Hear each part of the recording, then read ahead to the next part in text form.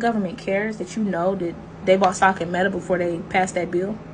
They're banking on the fact you're not going to do anything about it, that you're going to be so soothed by your comfort. You're going to go back to watching Netflix and ordering something on DoorDash that costs your hourly wage and you make $30 an hour. It's going to mindlessly scroll on another app, state sanctioned this time, of course, right? It's going to soothe your mind from the fact that you can't afford to buy a house, let alone your rent, that eggs and red meat cost the same amount in the grocery store. And if you know anything about economics, that's saying something. That you can't afford anything for real. That your government don't even represent you, steal from you every year. They don't think you have any heart. Case in point, there's this man, a foreign man that worked at a construction site, right?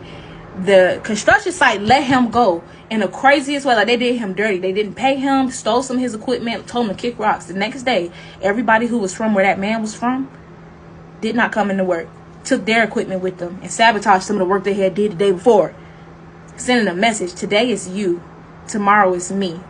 We are not stronger than the boss individually, but we are stronger together. So let's sacrifice our comfort for a little while so that our future can actually be secure. They got heart. And a lot of times, people from these foreign places, they have community-based society where they see each other in their neighbor, where they raise each other's children. A child is a child of the village, and everybody's going to have a hand in raising that child. They know each other deeply. But because we live in individualized, like individualistic society, we don't have that mindset.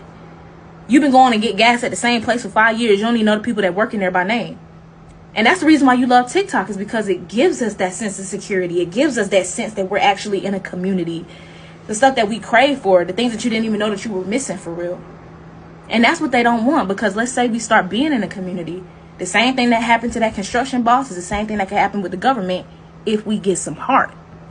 It's all about what you will allow and what you won't allow, what you'll allow yourself to be placated from and won't be placated from. Food for thought.